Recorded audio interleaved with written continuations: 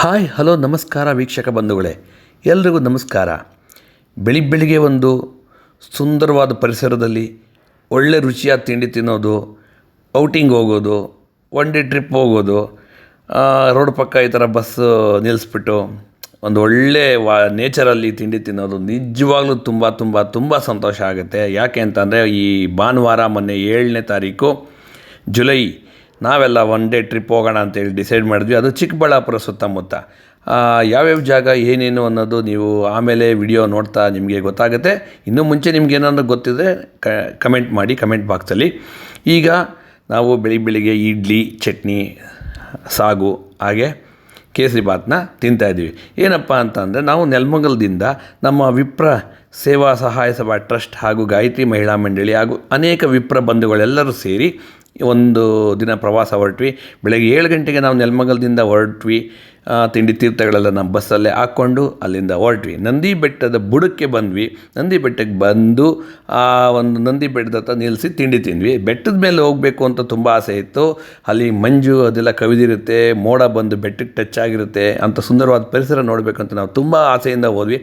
ತುಂಬ ರಶ್ ಆಗೋಗಿತ್ತು, road jam ಆಗೋಗಿತ್ತು. ಹಾಗಾಗಿ ಬೆಟ್ಟದ ಮೇಲೆ ಹೋಗೋದು ಬೇಡ ಅಂತೇಳಿ ನಿರ್ಧಾರನ ಕೈ ಬಿಟ್ವಿ. ಅದಾದ ನಂತರ ಅಲ್ಲೇ ನಂದಿ ಬೆಟ್ಟದ ಹತ್ರ ತಿಂಡಿಯೆಲ್ಲ ಮುಗಿಸಿದಾದ್ಮೇಲೆ ನಂದಿ ಗ್ರಾಮದಲ್ಲಿ ಭೋಗಾನಂದೀಶ್ವರ ದೇವಸ್ಥಾನಕ್ಕೆ ಹೋಗೋಣ, ತುಂಬ ಚೆನ್ನಾಗಿದೆ. ಇದು ಒಂದು ಹೊಯ್ಸಳರ ಕಾಲದಲ್ಲಿ ಮಾಡಿದಂಥ ಒಂದು ದೇವಸ್ಥಾನ, ತುಂಬ ಚೆನ್ನಾಗಿದೆ ಅಂತೇಳಿ ನಾವು ಅಲ್ಲಿಗೆ ಹೊರಟ್ವಿ. ಬಸ್ಸಲ್ಲೆಲ್ಲ ನಮ್ಮ ಫ್ರೆಂಡ್ಸ್ ಎಲ್ಲ ಹಾಯ್ ಅಂತ ಹೇಳ್ತಾ ಇದ್ದಾರೆ. ಎಲ್ಲರೂ ಈಗ ಬಸ್ಸಲ್ಲಿ ಎಂಜಾಯ್ ಮಾಡಿಕೊಂಡು ಈಗ ಭೋಗಾನಂದೀಶ್ವರ ದೇವಸ್ಥಾನಕ್ಕೆ ಬಂದ್ವಿ. ಈ ಭೋಗಾನಂದೀಶ್ವರ ದೇವಸ್ಥಾನ ಹೊಯ್ಸಳರ ಕಾಲದಲ್ಲಿ ಸ್ಥಾಪನೆ ಮಾಡಿದಂಥದ್ದು. ಇಲ್ಲಿ ಭೋಗಾನಂದೀಶ್ವರ ಸ್ವಾಮಿ ಹಾಗೆ ಉಮಾಮಹೇಶ್ವರ ದೇವಸ್ಥಾನ ಇದೆ. ಇದು ನಂದಿ ಗ್ರಾಮಕ್ಕೆ ಸಮೀಪದಲ್ಲೇ ಇದೆ. ಇಲ್ಲಿ ಹೋಗ್ತಾ ಒಂದು ದೇವಸ್ಥಾನ ಆವರಣಕ್ಕೆ ನಾವು ಹೋಗೋದಕ್ಕೆ ಮೇಯ್ನ್ ರೋಡಿಂದ ದೂರದಲ್ಲಿ ಕಾಣೋಂಥ ಈ ರೀತಿ ಇದೆ. ನಮ್ಮ ಬಂಧುಗಳೆಲ್ಲ ಈಗ ಬಸ್ ಇಲ್ಲದೆ ನಡ್ಕೊಂಡು ಬರ್ತಾಯಿದ್ವಿ. ಹಾಗೆ ಈ ದೇವಸ್ಥಾನ ಒಂದು ಒಳ್ಳೆ ಸುಂದರವಾದ ಪರಿಸರದಲ್ಲಿದೆ. ಸುತ್ತಮುತ್ತ ಬೆಟ್ಟ ಗುಡ್ಡಗಳ ಮಧ್ಯದಲ್ಲಿ ದೇವಸ್ಥಾನ ಇದೆ. ದೇವಸ್ಥಾನದ ಆವರಣದಲ್ಲಿ ಕಲ್ಯಾಣಿ ಇದೆ. ಆ ಕಲ್ಯಾಣಿನ ಇವರು ಬಾಗಿಲು ಹಾಕಿರ್ತಾರೆ. ಯಾಕೆ ಅಂತಂದರೆ ಶುದ್ಧತೆಯನ್ನು, ನೈರ್ಮಲ್ಯತೆಯನ್ನು ಕಾಪಾಡೋದಕ್ಕೋಸ್ಕರ ಅಲ್ಲಿ ಶುದ್ಧತೆಯನ್ನು ಕಾಪಾಡೋದಕ್ಕೆ ಬೀಗ ಹಾಕಿದ್ರು. ಹಾಗಾಗಿ ಯಾರೂ ಅಲ್ಲಿ ಹೋಗೋಕ್ಕಾಗಿಲ್ಲ, ಬಟ್ ನೋಡೋದಕ್ಕೆ ತುಂಬ ಚೆನ್ನಾಗಿತ್ತು. ದೇವ್ರ ದರ್ಶನ ಅಂತೂ ತುಂಬ ಚೆನ್ನಾಗಾಯಿತು. ನಮ್ಮ ಬಂಧುಗಳೆಲ್ಲ ದೇವಸ್ಥಾನಕ್ಕೆ ಹೋಗಿ ಪೂಜೆ ಸಂಕಲ್ಪ ಎಲ್ಲನೂ ಮಾಡ್ಕೊಂಡ್ವಿ. ಅದಾದ ನಂತರ ಬಂಧುಗಳೆಲ್ಲ ಒಂದು ದೇವತಾ ಪ್ರಾರ್ಥನೆಯನ್ನು, ಭಕ್ತಿಗೀತೆಗಳನ್ನ ಸಮರ್ಪಣೆ ಮಾಡಿದ್ರು. ದೇವತಾ ನಾಮಗಳನ್ನ ಸ್ತುತಿಸಿದ್ರು. ಮನಸಾರ ಭಕ್ತಿಯಿಂದ ದೇವರನ್ನೆಲ್ಲ ನಾವು ಬೇಡ್ಕೊಂಡ್ವಿ. ದೇವಸ್ಥಾನ ಮಾತ್ರ ತುಂಬ ಚೆನ್ನಾಗಿತ್ತು. ಬೆಳಿಗ್ಗೆ ಒಳ್ಳೆಯ ಒಂದು ಪರಿಸರ, ಒಳ್ಳೆಯ ತಂಗಾಳಿಯಲ್ಲಿ ಒಂದು ಒಳ್ಳೆ ವೈಬ್ರೇಷನ್ ಇರುತ್ತೆ. ಯಾವುದೇ ಒಂದು ದೇವಸ್ಥಾನಕ್ಕೆ ಹೋದಾಗ, ಮುಂಜಾನೆ ಹೋದಾಗ ಒಂದು ಒಳ್ಳೆ ವೈಬ್ರೇಷನ್ನು, ಆ ಒಂದು ದೇವಸ್ಥಾನ ಸನ್ನಿಧಿಯಲ್ಲಿ ಬರುವಂಥ ಒಂದು ನಮ್ಮ ಮನಸ್ಸಿನ ಭಾವನೆಗಳು, ಅದು ಒಂದು ವಿಶೇಷವಾದ ಒಂದು ಅನುಭವ ಕೊಡುತ್ತೆ ಅಂತ ನನ್ನ ಭಾವನೆ. ನಮ್ಮ ಬಂಧುಗಳೆಲ್ಲ ಈಗ ದೇವಸ್ಥಾನಕ್ಕೆ ಹೋದ್ವಿ. ನಾವೀಗ ನೋಡ್ತಾ ಇರೋದು ಉಮಾಮಹೇಶ್ವರ ದೇವಸ್ಥಾನ. ಇದು ತುಂಬ ಚೆನ್ನಾಗಿದೆ, ಒಳ್ಳೆ ಕೆತ್ತನೆ ಕೂಡ ಇದೆ. ಹಾಗೆ ಪಕ್ಕದಲ್ಲಿ ಅಮ್ಮನವರ ದೇವಸ್ಥಾನ ಕೂಡ ಇದೆ. ಇಲ್ಲಿ ದರ್ಶನ ತುಂಬ ಚೆನ್ನಾಗಾಯಿತು. ಹಾಗಾಗಿ ಇಲ್ಲಿ ಇಶಾ ಫೌಂಡೇಶನ್ಗೆ ಸಂಜೆ ಹೋದ್ವಿ. ಅದಕ್ಕೂ ಮುಂಚೆ ಬೇರೆ ಬೇರೆ ದೇವಸ್ಥಾನಗಳಿಗೆ ಹೋದ್ವಿ. ಆದರೆ ಯಾವುದೇ ದೇವಸ್ಥಾನದಲ್ಲಿ ವಿಡಿಯೋ ಮಾಡಬೇಡಿ ಅಂತ ಹೇಳಿದರು.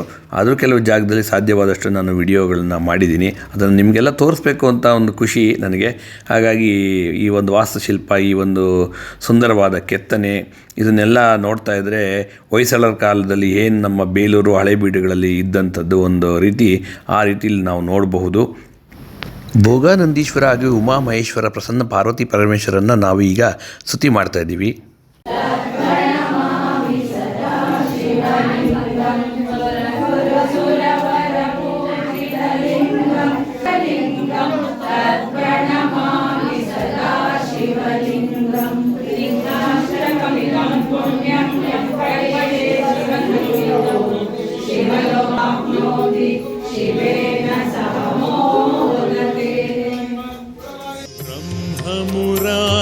सुरार्चितलिङ्गं निर्मलभासितशोभितलिङ्गम् जन्मजदुःखविनाशकलिङ्गं तत्प्रणमामि सदा शिवलिङ्गम् देवमुनिप्रवरार्चितलिङ्गं कामदहं करुणाकरलिङ्गम्. ಭೋಗಾನಂದೀಶ್ವರ ಸನ್ನಿಧಾನದಲ್ಲಿ ದರ್ಶನ ಆಯಿತು. ಅದಾದ ನಂತರ ಅಲ್ಲಿ ಸೆಲ್ಫಿ ಹಾಗೆ ವಿಡಿಯೋ ಎಲ್ಲ ಮಾಡಿಕೊಂಡು ಅಲ್ಲಿ ಜೈಕಾರ ಹಾಕ್ಕೊಂಡು ಅಲ್ಲಿಂದ ಹೊರಟ್ವಿ ಅಂದರೆ ಮುಂದೆ ಯಾವ ಜಾಗ ಅಂತಂದರೆ ಬೆಂಗಳೂರಿನಿಂದ 65 ಕಿಲೋಮೀಟ್ರ್ ದೂರದಲ್ಲಿರೋ ಚಿಕ್ಕಬಳ್ಳಾಪುರ, ಅಲ್ಲಿಂದ 6 ಕಿಲೋಮೀಟ್ರ್ ದೂರದಲ್ಲಿರುವ ಒಂದು ಬಾರ್ಲಹಳ್ಳಿ ಅಂತ. ಇಲ್ಲಿ ವಿಶೇಷ ಏನಂತಂದರೆ ಬೆಟ್ಟದ ಮೇಲೆ ಗುಹೆಯಲ್ಲಿ ಸಪ್ತ ಋಷಿಗಳಿಗೆ ಗೋಚರ ಆಗಿರುವಂಥ ಒಂದು ಉದ್ಭವ ನರಸಿಂಹಸ್ವಾಮಿ ದೇವಸ್ಥಾನ. ಏನಪ್ಪ ಅಂತ ಅಂದರೆ ಸತ್ಯಯುಗದಲ್ಲಿ ಇತಿಹಾಸ ಹೇಳೋ ಹಾಗೆ ಅತಿ ಪುರಾತನವಾದ ಒಂದು ದೇವಸ್ಥಾನ. ಇಲ್ಲಿ ಏನಂತಂದರೆ ವಿಶೇಷ ಗರುಡಗಂಬ ದೇವಸ್ಥಾನದಿಂದ 2 ಕಿಲೋಮೀಟ್ರ್ ಮೇಲೆ ಹೋದರೆ ಅಲ್ಲೊಂದು ಗರುಡಗಂಬ, ಆ ಗರುಡಗಂಬದ ಮೇಲೆ ಜ್ಯೋತಿಯನ್ನು ಬೆಳೆಸಿದಾಗ ಆ ಜ್ಯೋತಿ ಕಾಣಿಸಿದ ಮೇಲೆ ಪಕ್ಕದಲ್ಲಿರೋ ಕದ್ರಿ, ಆಂಧ್ರ ಪ್ರದೇಶದ ಕದ್ರಿಲಿ ನರಸಿಂಹಸ್ವಾಮಿ ರಥೋತ್ಸವವನ್ನು ಮಾಡ್ತಾಯಿದ್ರಂತೆ ಅಂತ ಒಂದು ದೊಡ್ಡ ಇತಿಹಾಸ ಕಥೆ ಇದೆ. ಇದ್ರ ಬಗ್ಗೆ ಇನ್ನೂ ಸಾಕಷ್ಟು ಇನ್ಫಾರ್ಮೇಷನ್ನ ನಾನು ನಿಮ್ಗೆ ಹೇಳ್ತೀನಿ. ಅದು ಏನಪ್ಪ ಅಂತಂದರೆ ಈ ಒಂದು ದೇವಸ್ಥಾನ ತಪೋಭೂಮಿ. ಈ ತಪೋಭೂಮಿಯಲ್ಲಿ ಸಪ್ತ ಋಷಿಗಳು ಬಂದು ಈ ಯಜ್ಞ ಯಾಗಾದಿಗಳನ್ನ ಮಾಡಿಕೊಂಡು ತಪಸ್ಸನ್ನು ಮಾಡ್ತಿದ್ದಂಥ ಜಾಗ. ಆ ಜಾಗದ ವಿಶೇಷ ನಾನು ಇನ್ನೂ ನಿಮಗೆ ಸಾಕಷ್ಟು ಹೇಳ್ತೀನಿ. ಈಗ ದೇವ್ರ ದರ್ಶನ ಮಾಡೋಣ. ಅಲ್ಲಿನ ವಿಚಾರವನ್ನು ನಮ್ಮ ಪೌರೋಹಿತರು ಹೇಳ್ತಾರೆ, ಕೇಳೋಣ. ಜಾಗ ತೊಳೆಯೋಕ್ಕಾಗಿಲ್ಲ, ಯಾಕೆಂದ್ರೆ ಆ ಅಪ್ಪನ ಯಾರ ಒಂದು ಅನುಗ್ರಹ ಇರ್ತದೋ ಅವ್ರು ಮಾತ್ರ ಇಲ್ಲಿ ಬರೋಕ್ಕೆ ಸಾಧ್ಯ, ಎಲ್ಲರೂ ಬರೋಕ್ಕಾಗಲ್ಲ.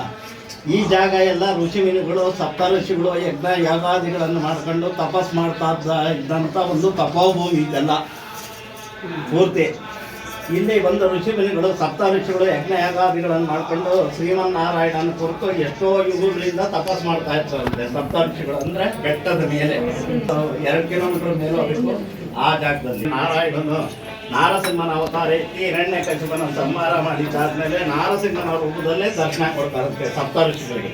ಆವಾಗ ಸಪ್ತ ಋಷಿಗಳು ಎಷ್ಟೋ ಯುಗಗಳಿಂದ ನಿನ್ನ ಕುರಿತು ತಪಸ್ ಮಾಡ್ತಾ ಇದ್ವಿ ನಾವು, ಈ ನಾರಸಿಂಹನ ರೂಪದಲ್ಲಿ ಎಷ್ಟೋ ವರ್ಷಗಳಿಂದ ಸಪ್ತಋಷಿಗಳು ಇಲ್ಲಿ ತಪಸ್ಸನ್ನು ಮಾಡ್ತಾಯಿದ್ರು. ಆ ಒಂದು ಬೆಟ್ಟದ ಗುಹೆಯಲ್ಲಿ ಕಂಡಂಥ ಈ ಉದ್ಭವ ನರಸಿಂಹಸ್ವಾಮಿಯನ್ನು ಕುರಿತಾಗಿ ಅವರು ಸ್ತುತಿ ಮಾಡಿ ಪ್ರಾರ್ಥನೆ ಮಾಡಿದಾಗ ನರಸಿಂಹಸ್ವಾಮಿ ಸಾಕ್ಷಾತ್ ಅವರಿಗೆ ಕಾಣಿಸ್ಕೊಂಡು ಇಲ್ಲಿ ನನ್ನ ಸನ್ನಿಧಾನ ಇದೆ, ಇಲ್ಲಿ ಸಾಕಷ್ಟು ಜನ ಭಕ್ತರು ಬರ್ತಾರೆ, ಇಲ್ಲಿ ನನ್ನ ಸನ್ನಿಧಾನದಲ್ಲಿ ನಿತ್ಯ ಪೂಜೆ ಎಲ್ಲ ನಡಿಬೇಕು ಅಂತ ಹೇಳಿದಾಗ ಅಲ್ಲಿ ಆ ದೇವಸ್ಥಾನವನ್ನು ನಿರ್ಮಾಣ ಮಾಡಿದ್ರು. ಉದ್ಭವ ಮೂರ್ತಿಗೆ ದೇವಸ್ಥಾನವನ್ನು ನಿರ್ಮಾಣ ಮಾಡಿ ಅಲ್ಲಿ ಪ್ರತಿನಿತ್ಯ ಪೂಜೆಯನ್ನು ನಡೆಸ್ತಾ ಬಂದಿರ್ತಾರೆ. ಇಲ್ಲಿ ಕಲ್ಯಾಣೋತ್ಸವ ಕೂಡ ಮಾಡ್ತಾ ಇರ್ತಾರೆ. ಇಲ್ಲಿ ವಿಶೇಷ ಏನಂತಂದರೆ ಇಲ್ಲಿ ಜ್ವಾಲಾ ನರಸಿಂಹ ಅಂತ ಹೇಳ್ತಾರೆ, ಹಾಗೆ ಅಥವಾ ಜಾಲಾರಿ ನರಸಿಂಹ ಅಂತ ಕೂಡ ಹೇಳ್ತಾರೆ. ಯಾಕೆ ಅಂತಂದರೆ ಇಲ್ಲಿ ಜಾಲಾರಿ ಮರಗಳು ಜಾಸ್ತಿ ಇರೋದ್ರಿಂದ ಜಾಲಾರಿ ನರಸಿಂಹ ಅಂತ ಹೇಳ್ತಾರೆ. ಇನ್ನೊಂದು ಮುಖ್ಯವಾಗಿ ವಿಶೇಷ ಏನಂತಂದರೆ ಈ ದೇವರು ಆಗ್ನೇಯ ದಿಕ್ಕಿಗೆ ಅಗ್ನಿ ಮೂಲೆ ಕಡೆ ತಿಳ್ಕೊಂಡಿರೋದ್ರಿಂದ ಜ್ವಾಲೆಯನ್ನು ನೋಡ್ತಾ ಇದ್ದಾನೆ ಪರಮಾತ್ಮ. ಅಲ್ಲಿ ಹಿರಣ್ಯಕಶಿಪುವನ್ನು ಸಂಹಾರ ಮಾಡಿ ಬಂದಂಥ ಉಗ್ರ ಸ್ವರೂಪನಾದ ನರಸಿಂಹ ಶಾಂತ ಸ್ವರೂಪನಾಗ್ತಾ ಇದ್ದಾಗ ಆ ಜ್ವಾಲೆ ಎಲ್ಲಿ ಕಡಿಮೆ ಆಗ್ತಾ ಹೋದಂತೆ ಕಂಡಿರೋದ್ರಿಂದ ಆಗ್ನೇಯ ದಿಕ್ಕಿಗೆ ತಿರುಗಿದ್ರಿಂದ ಜ್ವಾಲಾ ನರಸಿಂಹ ಸ್ವಾಮಿ ಅಂತ ಕೂಡ ನಾವು ಇದನ್ನು ಕರೀತಾ ಇದ್ದಾರೆ.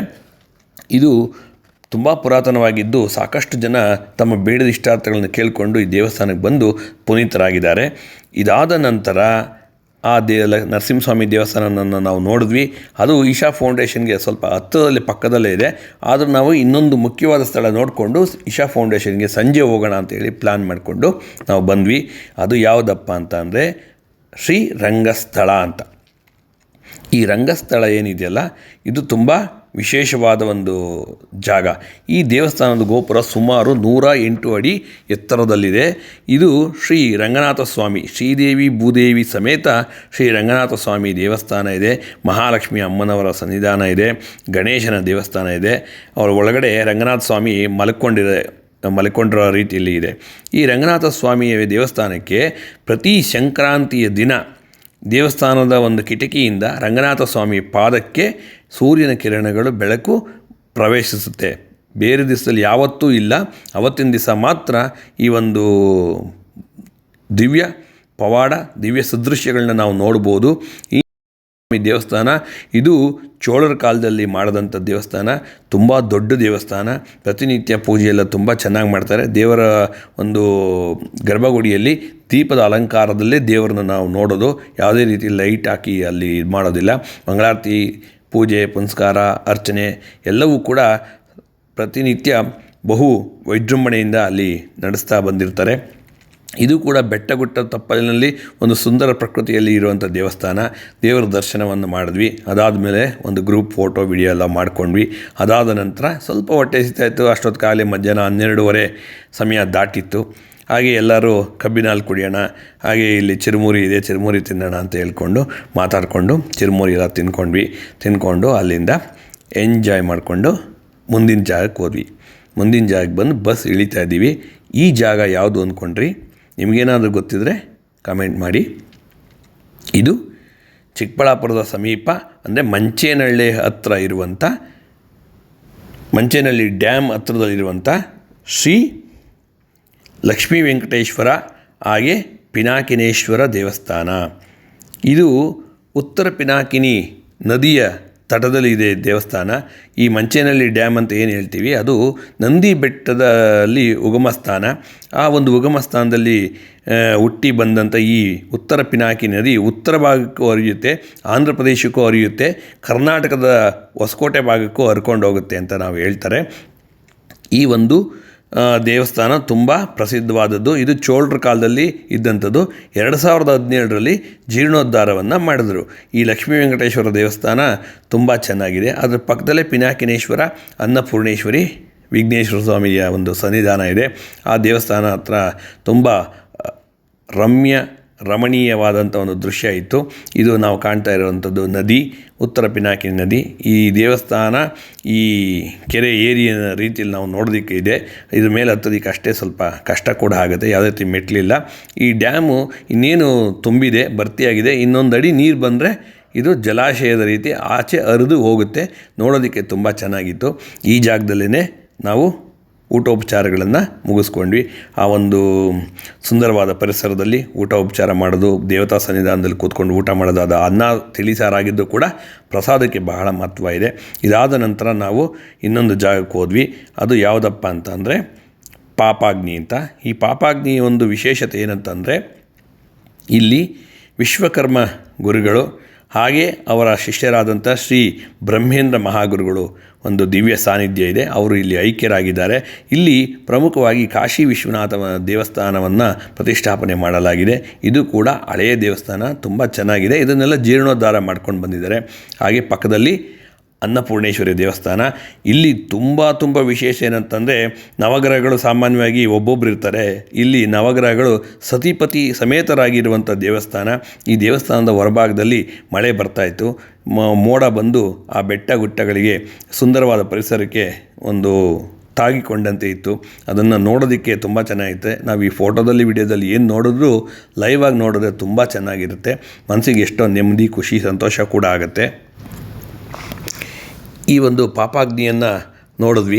ಈ ಪಾಪಾಗ್ನಿಯಲ್ಲಿ ಈ ನಮ್ಮ ನರಮಾನವರು ಏನೇನೆಲ್ಲ ಪಾಪಗಳನ್ನೆಲ್ಲ ಮಾಡಿದರೆ ಈ ಒಂದು ದೇವಸ್ಥಾನದಲ್ಲಿ ಹೋದಾಗ ಅವರ ಪಾಪಗಳನ್ನ ನಶಿಸಿ ಹೋಗುತ್ತೆ ಅಂತ ಒಂದು ಪೂರ್ವ ಚರಿತ್ರೆಯಲ್ಲಿ ಹೇಳಲಾಗುತ್ತೆ. ಅದಾದ ನಂತರ ಮೋಕ್ಷಗೊಂಡಂ ಸರ್ ಎಂ ವಿಶ್ವೇಶ್ವರಯ್ಯ ಅವರ ಒಂದು ಹುಟ್ಟಿ ಬೆಳೆದಂಥ ಊರು, ಅವರ ಹುಟ್ಟಿ ಬೆಳೆದಂಥ ಮನೆ, ಅದಾದ ನಂತರ ಅವರ ಸಮಾಧಿ ಇದ್ದುವಂಥ ಜಾಗದ ಹೋಗಿ ಒಂದು ವೀಕ್ಷಣೆ ಮಾಡ್ಕೊಂಬಂದೆ. ಅವರ ಮನೆಯಲ್ಲೇ ಒಂದು ಮ್ಯೂಸಿಯಂ ಥರ ಮಾಡಿದ್ದಾರೆ. ಆ ಮ್ಯೂಸಿಯಮ್ನ ನಾವು ನೋಡಿದ್ವಿ. ಅದರಲ್ಲಿ ಒಳಗಡೆ ವಿಡಿಯೋ ಏನು ಮಾಡೋದಕ್ಕೆ ಅವಕಾಶ ಇಲ್ಲದಿರೋದ್ರಿಂದ ನಾವು ಹೊರಗಡೆ ನೋಡಿಕೊಂಡು ಇದು ಮಾಡ್ಕೊಂಡು ಬಂದ್ವಿ. ಪಾಪಾಗ್ನಿಯನ್ನು ನೋಡಿಕೊಂಡು ನಾವು ಅದಾದಮೇಲೆ ಇಶಾ ಫೌಂಡೇಶನ್ ಬಂದ್ವಿ ಆದಿಯೋಗಿ ನೋಡೋದಕ್ಕೆ. ನಾವು ಮೊದಲೆಲ್ಲ ಕೊಯಮತ್ತೂರು ತಮಿಳ್ನಾಡಿಗೆ ಹೋಗಬೇಕಾಗಿತ್ತು. ನಮ್ಮ ಪುಣ್ಯ ನಮ್ಮ ಕರ್ನಾಟಕದ ಪಕ್ಕದಲ್ಲಿರುವ, ನಮ್ಮ ಬೆಂಗಳೂರು ಪಕ್ಕದಲ್ಲಿರುವ ಚಿಕ್ಕಬಳ್ಳಾಪುರದಲ್ಲಿದೆ. ಹೀಗಾಗಿ ಇಲ್ಲಿ ನೋಡ್ಬೋದು. ಪ್ರತಿದಿನ ಸಂಜೆ 7:20ರಿಂದ 7:45ವರೆಗೂ ಇಲ್ಲಿ ಲೇಸರ್ ಶೋ ಇರುತ್ತೆ. ಶಿವನ ಒಂದು ವಿಶಿಷ್ಟವಾದ ರೂಪಗಳನ್ನ ಇಲ್ಲಿ ಈ ಲೇಸರ್ ಶೋ ಮುಖಾಂತರ ತೋರಿಸಲಾಗುತ್ತೆ. ಅದು ವಿಶೇಷ ಏನಂತಂದರೆ ಮಹಾರುದ್ರ, ನೀಲಕಂಠ, ಗಂಗಾಧರ, ಭಸ್ಮಧಾರಿ, ಸರ್ಪಹಾರಿ, ಕೈಲಾಸೇಶ್ವರ, ಅರ್ಧನಾರೀಶ್ವರ, ಜಗದೀಶ್ವರ, ಹೀಗೆ ಅನೇಕ ರೂಪಗಳನ್ನ ಒಳಗೊಂಡಂತೆ ನಮ್ಮ ಶಿವನ ಒಂದು ದರ್ಶನ, ದಿವ್ಯ ದರ್ಶನವನ್ನು ನಾವಿಲ್ಲಿ ನೋಡ್ಬೋದು. ಸದ್ಗುರುಗಳಾದಂಥವರು ಇಲ್ಲಿ ಒಂದು ವಿಶೇಷವಾದ ಒಂದು ಬಸ್ಸಿನ ಸೌಕರ್ಯ ಆಗಲಿ ಎಲ್ಲವನ್ನು ಕಲ್ಪಿಸಿದ್ದಾರೆ. ಇಲ್ಲಿ ಎಲ್ಲವೂ ಅನುಕೂಲ ಚೆನ್ನಾಗಿದೆ. ಇಲ್ಲಿ ಬಂದು ದರ್ಶನ ಮಾಡ್ಬೋದು. ಒಂದು ಮನಸ್ಸಿಗೆ ನೆಮ್ಮದಿಯು ತರುವಂಥ ಒಂದು ಪುಣ್ಯಕ್ಷೇತ್ರ, ಒಂದು ಒಳ್ಳೆಯ ಜಾಗ ಕೂಡ ಇದು. ಈ ನನ್ನ ವಿಡಿಯೋಗಳು ಸಾಕಷ್ಟು ನಿಮಗೆ ಇನ್ಫಾರ್ಮೇಷನ್ ಕೊಟ್ಟಿದ್ದೀನಿ ಅಂತ ನಾನು ಭಾವಿಸಿದ್ದೀನಿ. ನನ್ನ ವಿಡಿಯೋಗಳನ್ನ ರಾಮರಾವ್ 7019ನಲ್ಲಿ ನೋಡ್ತಾಯಿರಿ. ಲೈಕು, ಶೇರು, ಸಬ್ಸ್ಕ್ರೈಬ್ ಮಾಡೋದಂತೂ ಮರಿಬೇಡಿ. ನಿಮ್ಮ ಒಂದು ಆಶೀರ್ವಾದ ಇರಲಿ. ಈಗ ಆದಿಯೋಗಿಯ ದಿವ್ಯ ದರ್ಶನವನ್ನು, ಲೇಸರ್ ಶೋವನ್ನು ಕಣ್ತುಂಬಿಕೊಳ್ಳೋಣ ಬನ್ನಿ.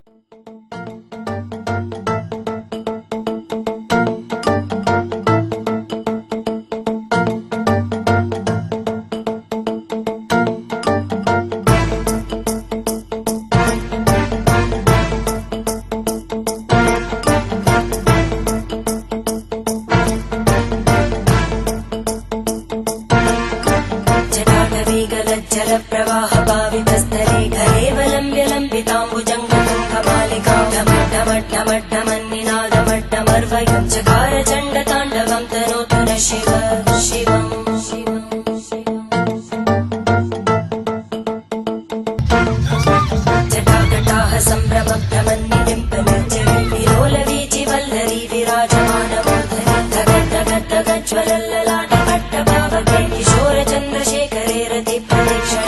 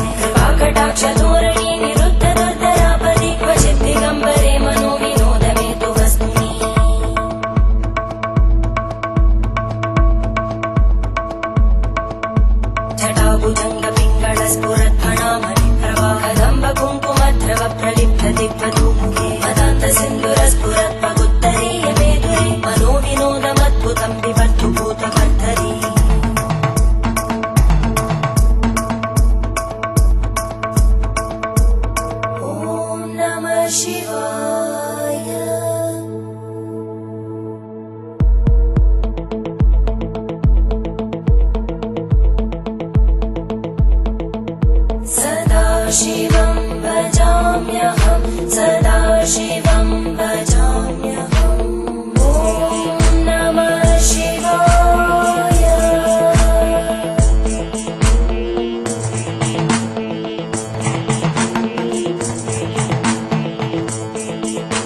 सहस्रलोचन प्रभृत्य शेषलेख शेखर प्रसूलधूलितोरणि विदूसराङ्घ्रिपीठं भुजङ्गराजमालया निबद्ध जाट श्रियै चिराय जायतां चकोरबन्धुशेखर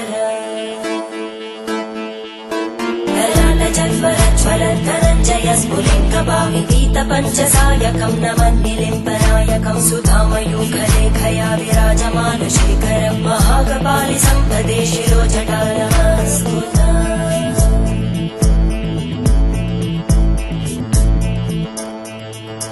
करालभालवट्टिका दगद्धगद्धगज्ज्वलद्धरञ्जयाहुतीकृत प्रचण्ड पञ्चसायके हराधरेन्द्रनन्दिनी कुचाग्रचित्रपत्रकार कल्पनैकशिल्पिनी त्रिलोचने रतिर्मम नवीनमेघमण्डली निरुद्ध दुर्धरस्फुरद्गूनिशीतिनी तमप्रबन्धबद्धकन्दर निलिम्बनिर्झरीधरस्तनोतु कृत्ति सिन्धुर कलानिधानबन्धुर श्रियं जगद्गुरन्दर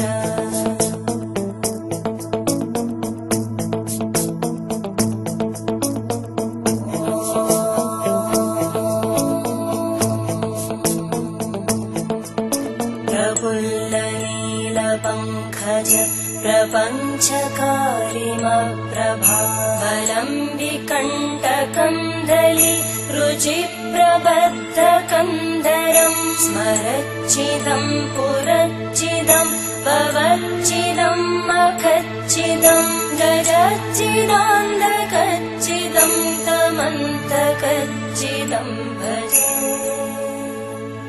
अखर्व सर्वमङ्गला कला कदम्बमञ्जरी रसप्रवाहमा